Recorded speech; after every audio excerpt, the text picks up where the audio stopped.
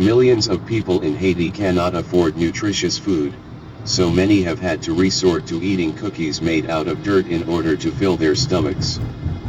Providing no nutritional value, these mud cookies may increase the risk of malnutrition for the Haitians who eat them.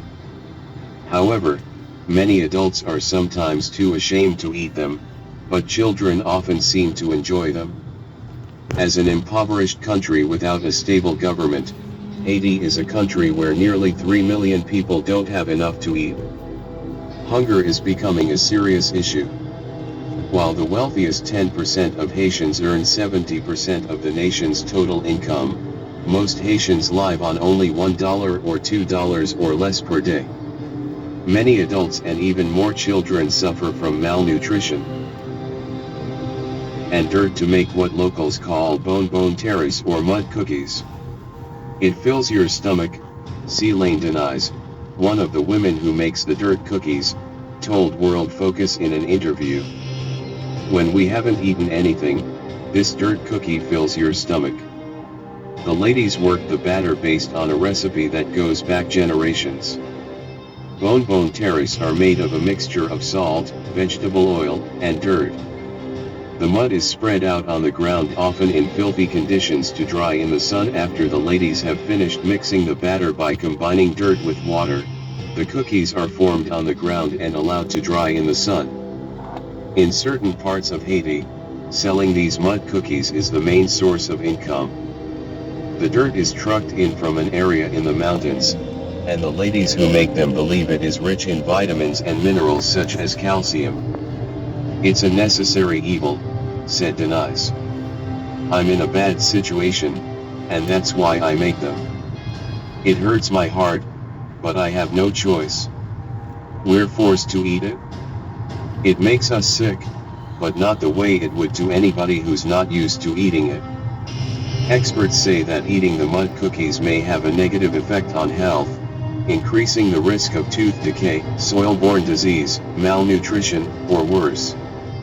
The future of Haitians and the children especially seems bleak, for lifting the country out of poverty is next to impossible without money or a stable government.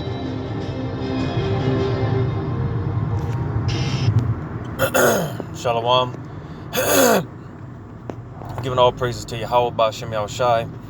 Double honors to the apostles and elders of Great Millstone. Yahweh Ba'Shem Yahushai Barakatham to the hopefully elect. This is just a real quick,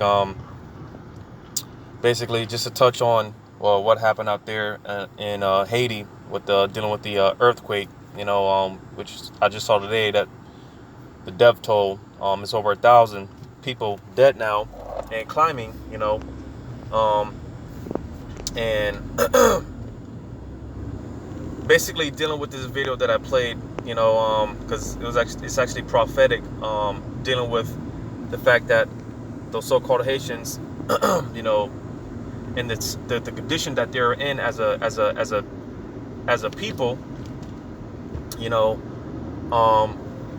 being the fact that originally the tribe of Levi, which the so-called Haitians, they were the original priest. All right. They were the original lawgivers and whatnot, and and being the fact that they were the original priest and whatnot, basically, man, they turned that knowledge of spirituality, so to say, and went completely far left with it. All right, and this is why, because I'm just saying this, in my own vain opinion, it would seem as, because it's dealing with the curses, man, it hit all the 12 tribes hard, man, But again, in my vain opinion, it was appeared that the tribe of Levi, they kind of caught it worse. They got the worst end of the stick out of all the 12 tribes, because if you just look at the state of and condition they are as a people, hey man, they got it bad over there, But again, being that they were the original priests and whatnot, I'm gonna get this in Genesis 49. Genesis chapter 49 and verse 5. Genesis 49:5, it says, Simeon and Levi are brethren. All right, Simeon being the so-called Dominicans, and obviously Levi, the so-called Haitians. It says, instruments of cruelty are in their habitations, because the tribe of Levi and the tribe of Simeon, they share the same island. I believe they call it San Domingo, if I'm not mistaken. I could be wrong, but they share the same island. And these instruments of cruelty, basically going into, because both these tribes, they deal very heavily with all type of witchcraft and sorcery. All right, but even more so, particularly the tribe of Levi, because again, they were the original priests, so they definitely know how to, when it comes to like spirituality and things of that nature, man. You best believe the tribe of Levi, man. They know some stuff. Being the original priest. So again, they, the fact that they're dealing with all type of witchcraft and sorcery, man, all type of abominations, voodoo, all type of stuff going on with the tribe of Levi, and again, being that they were the original priests, this would appear why they're hit it, they were hit the hardest dealing with these curses, man, and this is why, again, going back to this clip that I played, dealing with those mud cookies, or mud cakes, or whatever they're being called nowadays. It's actually prophetic. When you go to the book of Ezekiel, chapter 4, and I'll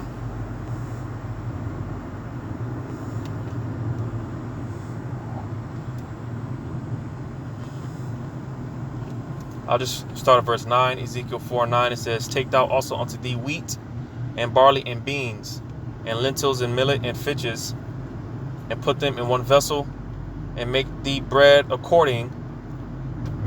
thereof according to the number of the days that thou shalt lie upon thy side.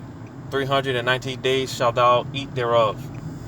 And thy meat which thou shalt eat shall be by weight, 20 shekels a day. From time to time shalt thou eat.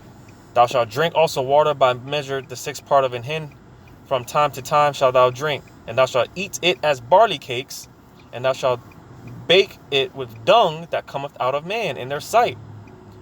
And this is what goes on a lot, dealing with because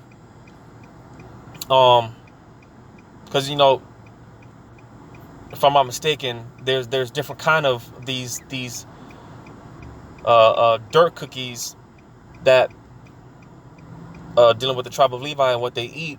Some of them, just they just mix it with like dirt and water and stuff like that. But some of these in some places, because again, just to show you how bad it is over there, some of these cakes and these cookies or whatever they call them, it's actually filled with shit, literal shit, and again, that's why I played the clip, because it's actually prophetic, and I think that was it on that. So yeah, that was it on that. Again,